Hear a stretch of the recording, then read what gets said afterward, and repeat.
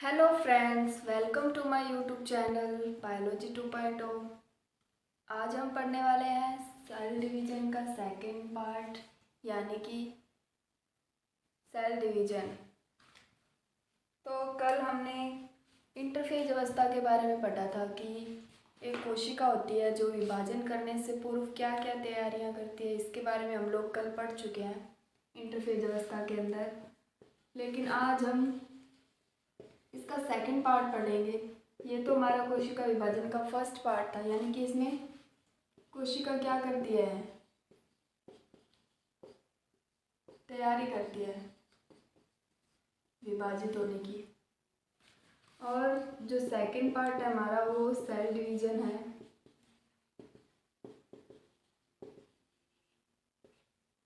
आज हम cell division के बारे में पढ़ेंगे कि सेल डिवीजन कैसे होगा। तो सबसे पहले जो सेल डिवीजन है इसको आगे दो पार्ट्स में डिवाइड किया गया है। कोशिका का विभाजन दो प्रकार से होता है, दो भागों में होता है। फर्स्ट है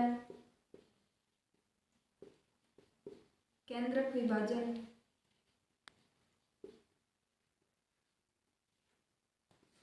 यानी कैरियोजेनेसिस।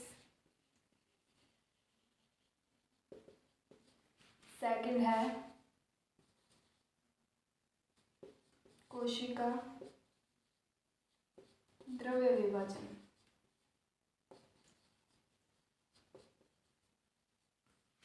यानी साइटोजेनेसिस। तो सबसे पहले हम लोग क्या पढ़ेंगे, केंद्रक का विभाजन। ये कोशिका है, कोशिका के अंदर ये केंद्रक है। तो पहले केंद्रक का विभाजन होगा तभी तो आगे ये कोशिका द्रव्य का विभाजन होगा, तभी तो पूरी सेल डिवाइड होगी। तो दोस्तों शुरू करते हैं केंद्रक विभाजन।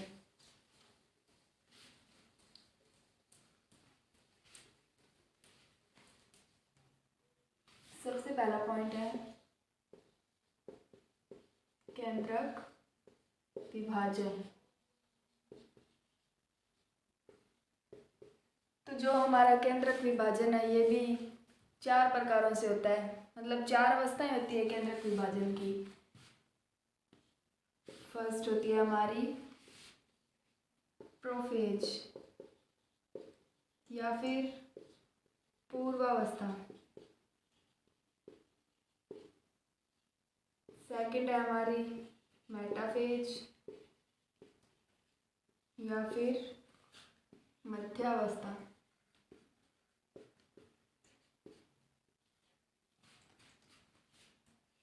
थर्ड है हमारी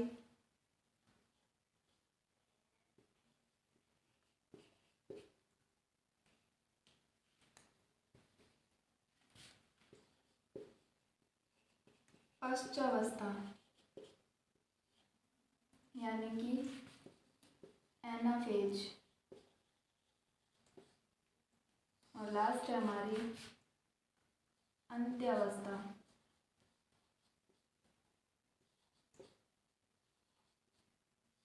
या फिर टीलोफेज।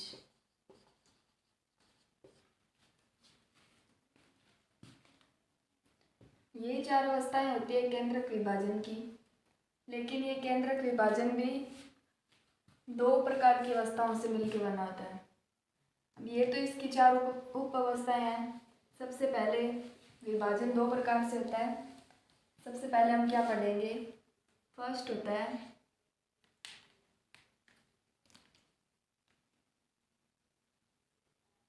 फर्स्ट होता है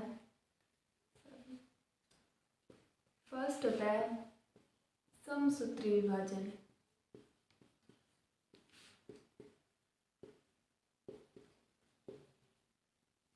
सेकंड होता है हमारा अर्धसूत्री विभाजन।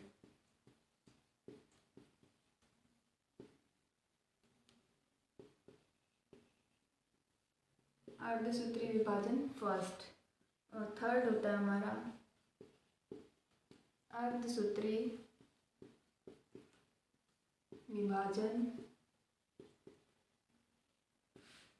सेकंड। ये 3 अवस्थाएं हैं कोशिका विभाजन की।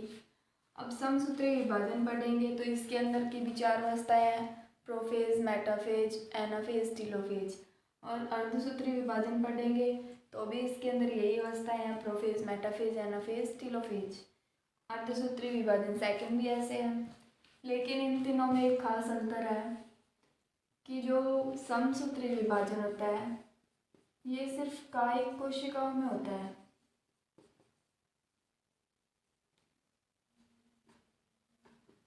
कायिक कोशिकाएं कौन सी होती है? हमारे शरीर की सभी सेल्स, सिर्फ जो जनन क्रिया में भाग नहीं लेती है वो कायिक कोशिकाएं कहलाती है।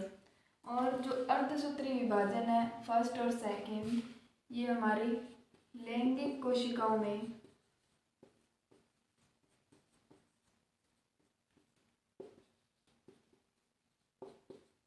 होता है।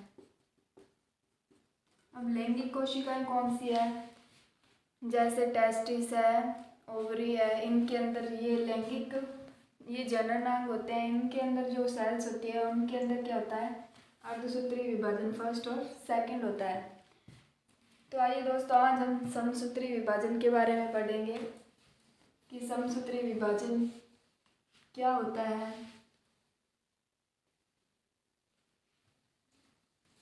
और इन तीनों अवस्थाओं में सिर्फ केंद्रक का ही विभाजन होता है, कोशिका द्रव्य का विभाजन अलग आगे होता है। अब तक हमने क्या पढ़ा कि जो इंटरफेज अवस्था थी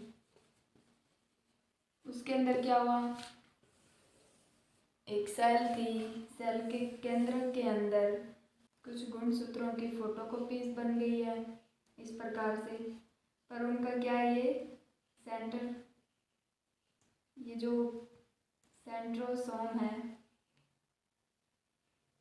ये बीच में ही एक ही होता है। गुणसूत्रों की फोटोकॉपी तो बन जाती है लेकिन ये जो बीच वाला सेंट्रोमियर है ये एक ही रहता है। ये बाद में जब कोशिका का केंद्रक विभाजित होता है तब दोनों अलग अलग हो जाते हैं। तो इंटरफेज अवस्था में क्या था कि इस केंद्रक के अंदर जितने भी पदार्थ थे या कोशिका के अंदर जितने भी अंग थे उन सभी ने अपनी फोटोकॉपी बना ली है। इसकी कौन कौन सी अवस्थाएं थी? G1 फेज थी, S फेज थी, G2 फेज थी। हमने क्या पढ़ा कि G1 फेज में तो पहले प्रोटीन बनता है, कोशिका आकार में वृद्धि कर लेती है और इसके अंदर जितने भी पाए जाने वाले ऑर्गन्स हैं वो अपने फोटोकॉपीज बना लेते हैं। एस फेज में क्या था कि जो DNA होता है इसके अंदर केंद्रक के, वो अपनी फोटोकॉपी बना लेता है। और थर्ड हमने G2 में पढ़ा था कि इसके अंदर एक केंद्रिक का भी निर्माण हो जाता है, एक और केंद्रिक का निर्माण हो जाता है और कुछ देर ये अपने आकार में भी वृद्धि कर लेती है। इस प्रकार ये कोशिका हमारी अब पूरी क्या हो गई है? तैयार हो गई है। अब ये कोशिका विभाजन करने के लिए रेडी है। तो विभाजन करने में सबसे पहला स्टेप हमारा कौन सा होगा? केंद्रक विभाजन। और केंद्रक विभाजन पहले कौन सी अवस्था में करेंगे हम?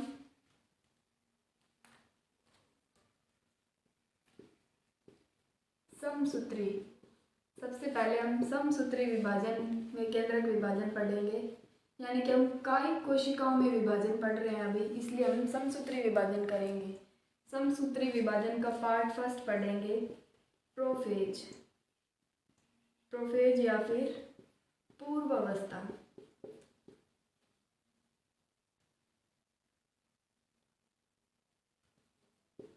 पूर्व अवस्था। अब तक क्या देखा कि हमने कोशिका थी, इसका जो केंद्रक है इसके अंदर सभी पार्ट्स डबल हो चुके हैं, पर ये क्या होते हैं कि ये ढंग से व्यवस्थित नहीं होते हैं। ये पूरे क्रोमेटिन जाल की तरह यहाँ पे पड़े हुए दिखाई देते हैं, ढंग से इनको हम अलग अलग रूप में देख नहीं सकते हैं। इस प्रकार से ये संरचना पाई जाती है। कोशिका ने तैयारी तो कर ली है विभाजन की, लेकिन अभी तक ये पूरी इसमें व्यवस्थित तरीके से सारे अंग होते नहीं हैं। जैसे जैसे अब प्रोफेज अवस्था, पूर्व अवस्था आ जाती है तो इसमें क्या होता है, ये एक सेल है, ये सेल का एक सेंटर है। इस सेंटर के अंदर जो क्रोमोसोम्स होते हैं वो पहले इस तरीके से पाए जाते हैं इंटरफेज में। जब ये पूर्व अवस्था में प्रवेश करता है तो जो क्रोमोसोम है वो इस प्रकार से दिखाई देते हैं।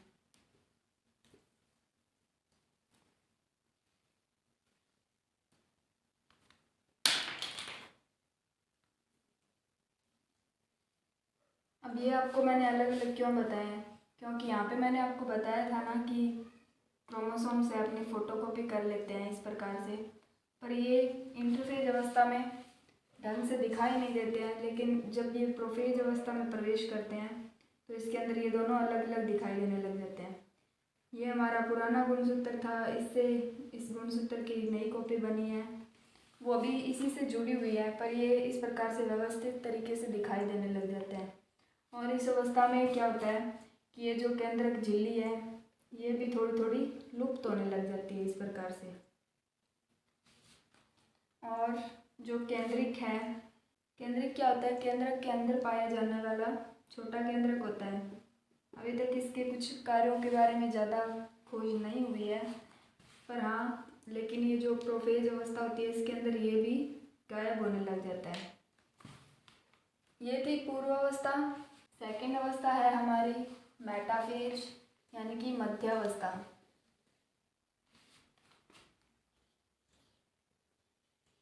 मेटाफेज यानी कि मध्यावस्था।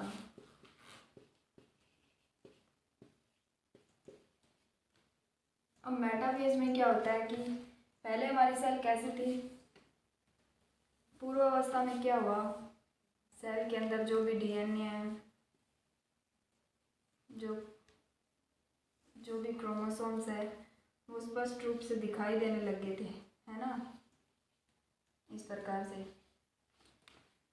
और ये केंद्रक झिल्ली भी गायब हो जाती है लगभग। तो मेटाफेज में क्या होता है, जैसे ये हमारी सेल है, इसका ये जो केंद्रक है, और हाँ, प्रोफेज अवस्था के अंदर क्या होता है कि जो सेंट्रोमियर होता है, सेंट्रोसोम, सेंट्रोसोम क्या होता है, तारककाय,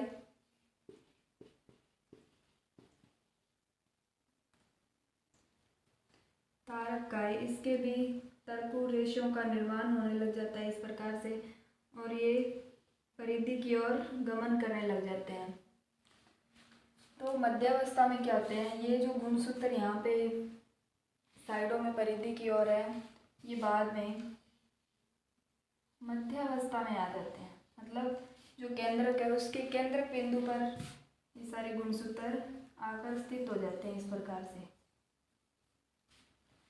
और जो हमारे सेंट्रोमियर्स है, सेंट्रोसोम्स है, ये इस प्रकार से एक इस कोने पर और एक केंद्रक के दूसरे कोने पर इस प्रकार से स्थित हो जाते हैं,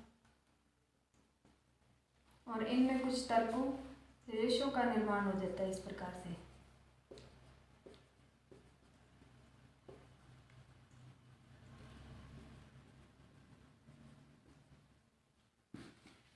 तो ये होती है हमारी मध्यावस्था।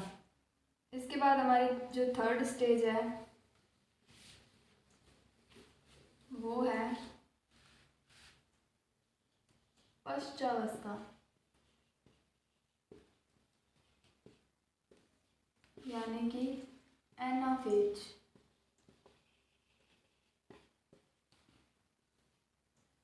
अभी देखा मध्यावस्था में क्या हुआ कि ये जो क्रोमोसोम्स है ये सेंटर में आ गए हैं, बिल्कुल मध्य रेखा पर आकर स्थित हो जाते हैं, और जो तारककाय है वो हमारी परिधि की ओर जाकर तरकु रेशों का निर्माण कर लेते हैं। और जो आगे की अवस्था है हमारी पश्चावस्था, या फिर हम बोल सकते हैं एनाफेज अवस्था, इसके अंदर क्या होता है कि जो ये तरकु रेशे बने होते हैं दोनों साइड से, ये मैं आपको आधी साल बता रही हूँ, आधी नीचे इस प्रकार से बन जाएगी। तो ये जो तरकु रेशे होते हैं, ये जो क्रोमोसोम्स है ये तरकु रेशों की तरफ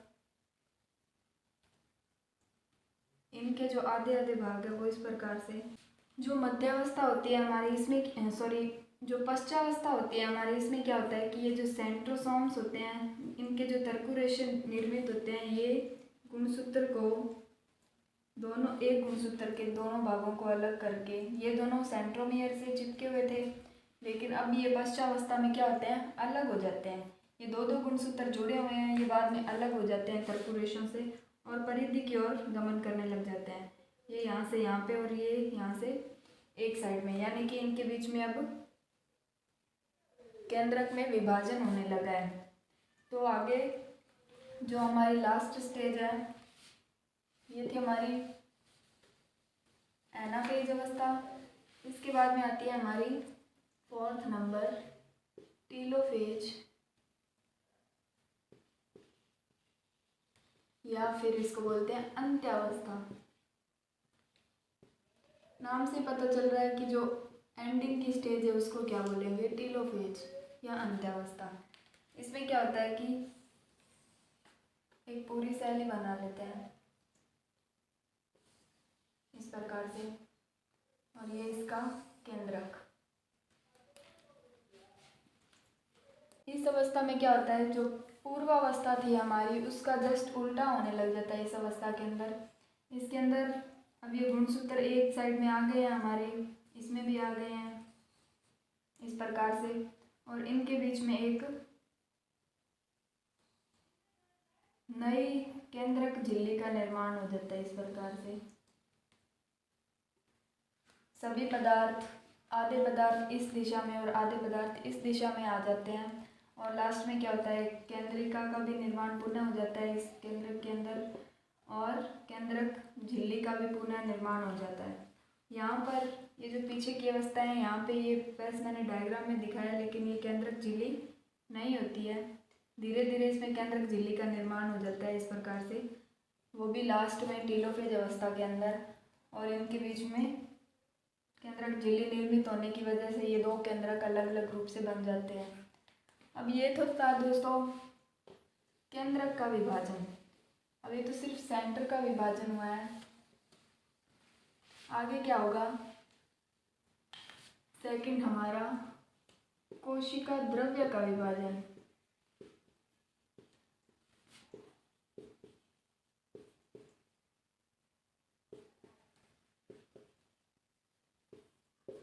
इसमें क्या होता है, अब इस कोशिका में दो केंद्रक बन चुके हैं।